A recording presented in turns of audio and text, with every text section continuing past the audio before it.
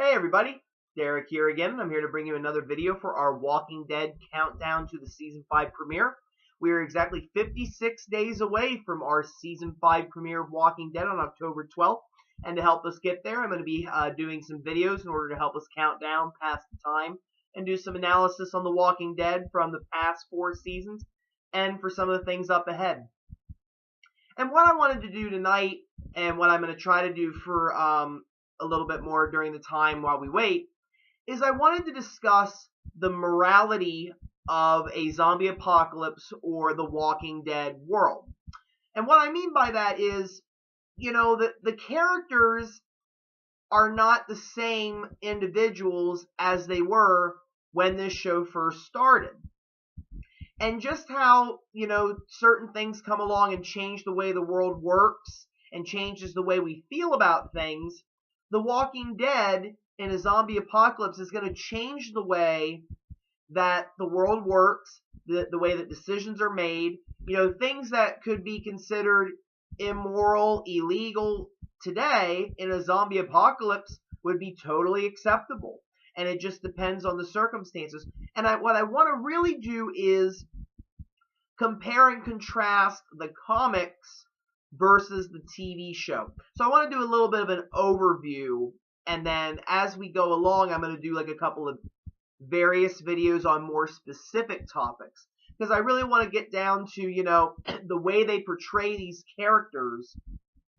You are led to wonder, are they really the good guys or are they not? And I think that in some ways you can view them in very different ways. So I want to definitely do an analysis on that. So in case you're not caught up on the comics or the television series, there are spoilers. So if you are not caught up, please do not watch the video at this time, as you will be spoiled. Okay. The big distinction that I want to note right now is that I feel that the comic books make Rick and the rest of his group out to be more like immoral and maybe not as much the good guys as you would think of them as, whereas in the TV series they do a better job of setting up situations that show them going down the dark path but ultimately see them revert away from it and not go down that path. And I've noticed that a lot in the comics and in the Walking Dead TV show, is that they portray the characters in a very different way in many respects. I feel like in the comics, they really go more into like grittier material that is very, to some it could be disturbing, for some it could be dramatic, for others it's just, some of the things that are going to happen in a zombie apocalypse. The fact of the matter is when you put things down on a comic book, you're not as restricted as you are on TV. Like I always said, the reason why you never had Michonne torturing the governor is because that's just a scene that can't be on AMC. How are you going to have that? It's not going to be allowed. A lot of the things that they do in the comics are just not suitable for television. Now, if they would have been on HBO, totally different story perhaps. But the way I see it, the comic books, again, they set it up to be that Rick's group really is a little more immoral, but that's not a bad thing.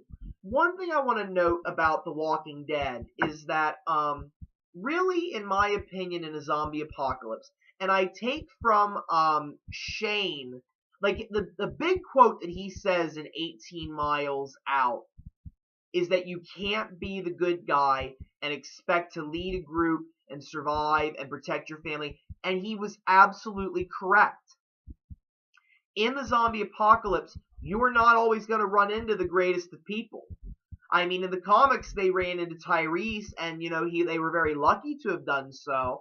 And, Herschel, he was a nice guy that they ran into. Michonne was somebody that was able to be, workable in their group. But you run into somebody like the governor, and it's not a good thing. TV series, again with the governor, but you run into a guy like Merle. I wouldn't want Merle in my group. As much as you like to see Merle as a character, would you really want a guy like that in your group? No. And, sometimes you have to do things in order to deal with all of these challenges. And what I feel is it's not the distinction between being a good guy and a bad guy. It's about being humane versus inhumane. That is the new distinction I feel that is made in a zombie apocalypse. It's no longer about whether you're the good guy. It's more about how much can you stick to your humanity, which is what Dale advocated, which I think he's absolutely right. We choose whether we're going to give up our humanity in a Walking Dead world. People like the governor do that.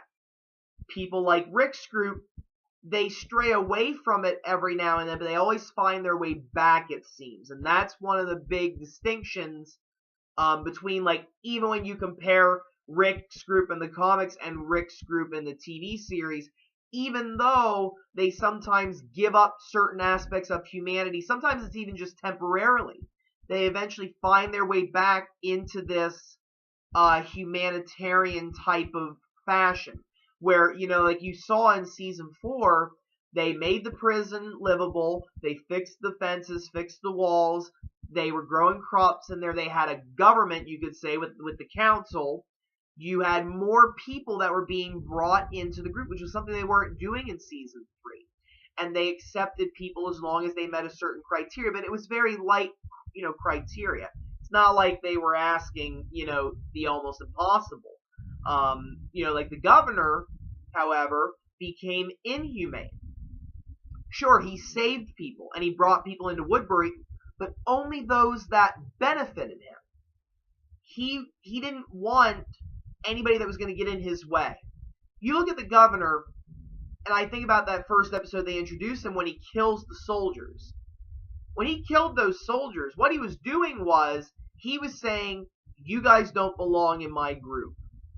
Fact of the matter is, if he would have brought those soldiers back, those soldiers would have taken over Woodbury, I think, because they would have seen what the governor was doing, the atrocities that he was committing inside of that town, and they would have put a stop to it. Because, they are very well-trained soldiers, I'm assuming, and they seemed like nice guys. We don't really know too much about them, but nothing seemed like they were doing anything worse than the governor was.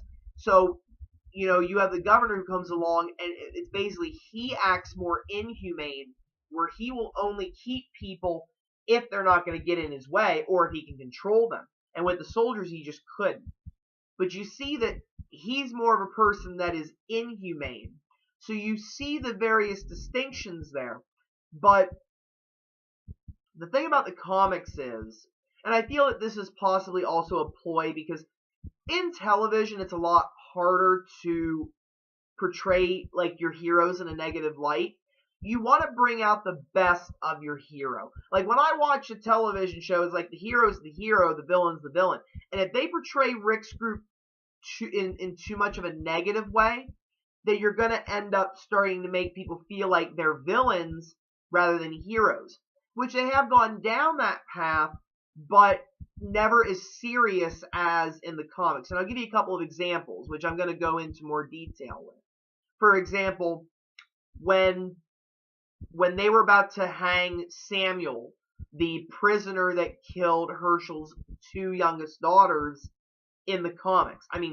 Rick pulverized this guy's face. Literally. And basically has him all ready. He says, this guy's going to hang. We hang people that are going to do this kind of thing. We're going to set an example. You kill, you die. And I'm like, whoa. This mirrors what they were going to do to Randall in the TV series. Like, they were going to hang him, but then they realized, well, this is kind of cruel. It's not going to work. So they decide they're going to shoot him. But in the end, Rick can't bring himself to do that. And, the only reason why they were stopped in the comics was because Maggie shot Samuel before anything could be done. And it shows that they were willing to go down that path. Another thing that really sets things in perspective is the way that the prisoners were dealt with in the comics versus the TV series. In the TV series, in my opinion, Rick was absolutely justified in killing Tomas. No doubt about it. This guy was given chances to show that he could work with people.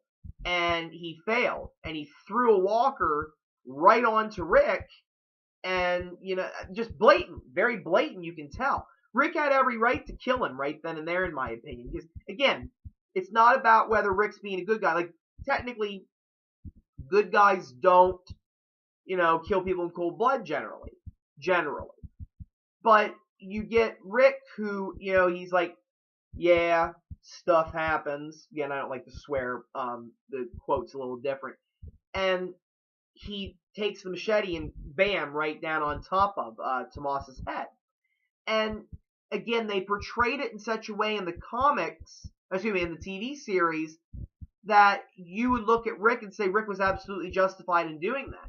But in the comics, Tomas's comparable character would be Dexter, because Dexter was that prisoner that was basically attempting to get Rick's group out of the prison. He and Andrew and Patricia, who had defected to their side, were getting ready to kick Rick's group out, and Rick basically they let out the walkers in A block, Dexter, and then when they went to go get the weapons, so they're all fighting, and Rick saves Dexter. Dexter turns around and goes, "Not going to change a thing." So while everybody else is shooting, Rick takes a moment, turns his gun, and shoots Dexter in the head, which in effect ends any chance of the rebellion against them. They get to stay in the prison. Andrew runs away crying, and you take care of the bad guy. But it's not the same as what happened in the TV show, because Dexter had been falsely imprisoned by the group on the suspicion that he killed the two girls, which he really didn't. And you see that, I can understand a little bit why he'd be frustrated with them and wouldn't want to trust them, because they didn't trust him. And it's a different kind of situation. It was, these groups just couldn't work together. And you could argue that Rick, could have possibly killed him in cold blood. Now, you can look at it in another way. Again, I look at both sides of it. Dexter flat out said that it wouldn't change a thing. He was still going to try to kick Rick's group out. And it's well, what do you do in a situation like that? Well, you kill the guy.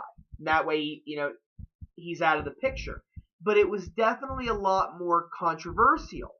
It's not as clean cut as, hey, this guy threw a walker on me, so I killed him. I mean, that's justifiable. But maybe it's not as justifiable for Rick to kill Dexter in the comics. And it definitely did generate a lot of different, feelings, because you're always well, wait a minute. You just said you kill, you die, and you just shot Dexter. So, I feel like in the TV show, they set them up to be more, they have a stronger moral compass and keeping their humanity. And I feel that they still do that in the comics, because I feel like Rick's group is definitely more humane than people like the Saviors or the Governor's group or the Hunters even in the comics. But it's not as black and white in the comics. And what I want to do is again, I want to go over various situations as I make this series, and just basically discussing how the morality of The Walking Dead, how your morals change, but how they do it different in the TV show versus the comics. Because again, they've done some pretty terrible things in the TV series. They're not innocent, and certain characters have also done certain things. And that's the other thing that you keep in mind is you take a guy like Rick or Daryl, you kind of have to keep them elevated on a pedestal of more good, moral, strong stance characters that you can look at as the good guys. But it's okay to take a character like Carol and drastically change her so that she kills Karen and David, because then you can feel about that differently, but it's not towards some of your main strong characters. Again, if you would have seen Michonne torture the governor, it may not have been for the best light for Michonne. Because it's tough, again. And that's something I want to talk about. It's well, you may feel you're justified in the Walking Dead world, but again, it might come off wrong. And certain people are going to feel differently about it, depending. I feel like a lot of the decisions that the group has made in the TV show have been along the lines of keeping humanity together, hope for the future. That's how I feel. But the comic books definitely do a lot more of not making it so black and white. You know, that they are different kinds of humans that are still trying to figure things out, and they're changed, and they are very tough human beings that are not the moral people that you think they were beforehand. They're doing the best they can and they're better than others, but I feel like, you know, in the comics they're definitely a lot tougher and they're not as much of good guys, although we still like them as characters. So as I go along, I'm going to bring up various situations in the TV series and in the comics about morals and how they play into The Walking Dead, because I think it's very important. And if there's any particular scene, topic, anything like that that you want me to go over, leave a comment, leave a question, leave anything, and I'll see if I can fit that into the series. Thank you very much, everybody. We are 56 days away. We're getting closer. I'm getting excited for Walking Dead. Thank you, and I hope you have a wonderful evening.